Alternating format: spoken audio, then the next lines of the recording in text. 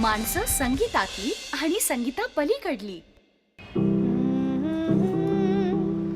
जीवनाच्या मैफलीची रीत इतके सांगते हे गीत. असं बालमंदिरात जेव्हा तिला घातली तेव्हा ती गाणी छान, म्हणजे तिथे शिकवलेली जी बालगीतं होती जसं शाळेत त्या ताला सुरात घरी येऊन आम्हाला सांगायचे. हे गीत गावे लागते. जेव्हा जेव्हा ती कोणासमोर ते आपण सांगतो ना लहान बाळांना म्हणून दाखव, तसं म्हणायचे तेव्हा सगळे म्हणायचे किती छान म्हणते, ठेक्यात म्हणते वगैरे. आणि व्हायला अजूनी लकेरी घ्यायला. चलते चलते ते खूप छान म्हणायचे. याद चलते चलते मेरे ये गीत याद रखना, कभी अलविदा ना कहना. असं ते असं लहान मुलं जसं म्हणतात तसं म्हणायचे. आपले ही सूर्योदया सुखानो या.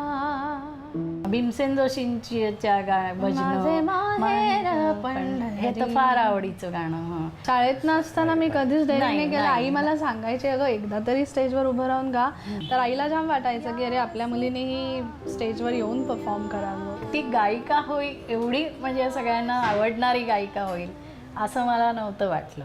अवखळसे स्पर्शते हरवले का असे तू मला सांगना सांगना.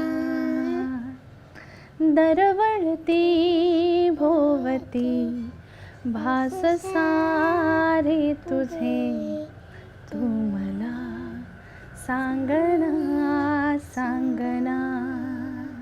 हे तिचं तिनेच ठरवलं की, आणि तिचे तिनेच शोधून काढले की अमुका त्या गुरूंकडे जातोय तर मी जाऊ मी का. कसा तू मला सांगना सांगना.